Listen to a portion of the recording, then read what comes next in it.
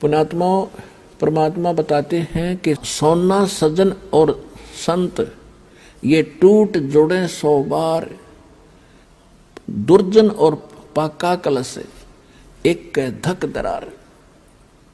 जैसे मटका होता ना गड़ा पक्का, वो एक बार थोड़ी सी क्रैक हो गया तो दोबारा नहीं सेट हो सकता, उसको कितना कुछ कर ले उसमें नारी की नारी वो पहचान रहेगी। ऐसे दुष्ट व्यक्ति एक बार नाराज हो गए वो सेट नहीं होते। और सोना और सजन अच्छी आत्मा और संत भक्त थोड़ी एक बार कवा सुनी हो भी गई तो कभी याद भी नहीं रखते मेरी इसकी कभी लड़ाई हुई थी, ऐसा स्वभाव होता है। जैसे सोने का कोई आभूषण है उसको टुकड़े कर दिए और फिर दोबारा उसको बना दिया जाता है आभूषण, उसकी पहचान भी नहीं रहती, ऐसा मेल खा जाता है। तो दुर्योधन जो था वो पाका कलश था, एक के बात पर इतना दुख मान गया कि नो कर दूंगा वह, तो उसका प्रतिफल लेने के लिए उसने सारा षड्यंत्र रच कर पांडवों से राज भी जीत लिया, द्रौपदी भी जीत ली अटपट करके। अब दुशासन से कहा दुर्योधन ने कि इस द्रौपदी को नंगा करो और मेरे जांग पर बिठा दे नंगी करके। बता, सरेआम सभा में ये पंचायत थी। इस महाभारत इस ग्रंथना पढ़ पढ़कर हमने आंखें फुड़वा ली, इसमें क्या विचार था।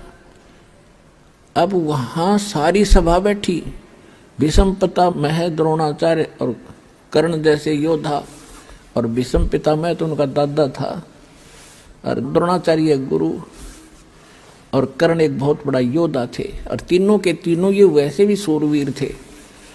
तो वहां किसी ने भी ये नहीं कहा दुर्योधन तो के जुल्म कर रहा है, अरे बेवकूफ ये क्या करने जा रहा है तू।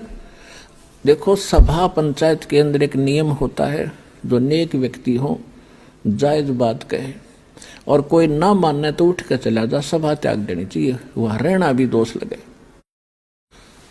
तो जब उन्होंने ये कर्म शुरू किया उसी समय विदुर खड़ा हुआ।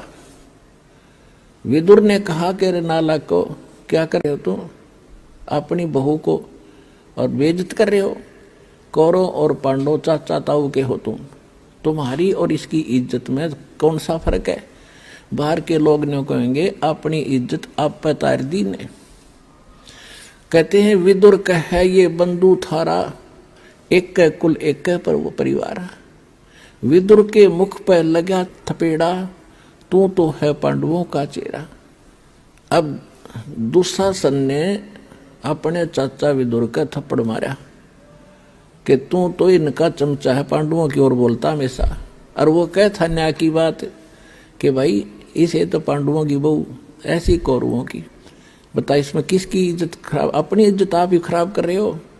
तुम कहते हैं विदुर कहे ये बंधु थारा, ये थारा भाई है, तुम्हारे भाई है, और एक का कुल एक परिवार है। विदुर के मुख पर लगा थपेड़ा, तू तो है पांडवों का चेहरा, तू तो है बांदी का जाया। दुशासन ने कहा कि तू तो बांदी से पैदा हुआ है, तेरी मनोवर्ती गुलाम वाली ही है, तू हमेशा ऐसी घटिया बात करता है। तू तो है बांदी का जाया। और भीष्म, कर्ण और द्रोण मुस्काया। जब दुशासन ने अपने चाचा का थप्पड़ मारा और उसको यूं कहा कि तू तो है बांदी का जन्मा हुआ गुलाम, तो उस बात पर वह तीनों, भीष्म पितामह दादा और द्रोणाचार्य गुरु और कर्ण वो सूरवीर, तीनों ने हंसन लगे, मुस्कुराए, एक बहुत अच्छी बात कही। अरे बेशर्मो, खड़ा होकर ये कहना चाहिए था रे बेवकूफ, तूने कैसे अपने चाचा बात उठा दिया, नकमी आत्माओं। अगर उन तीनों में से एक भी खड़ा होकर ये कह देता खबरदार से लड़की का हाथ लगाया, कौरवों की हिम्मत नहीं थी। लेकिन वो बुद्धि भ्रष्ट थे। जब लड़की को नंगा किया जा रहा सरेआम, और वहां बैठे किस लिए, फिर वो उनमें कितनी गंदी सोच होगी ये सहज हिसाब लगाया जा सकता है। तो यहाँ परमात्मा ने सूक्ष्म वेद के अंदर इन पुराने ग्रंथों का भी जूस निकाला है, निष्कर्ष निकाल कर आपको दिया जा रहा है।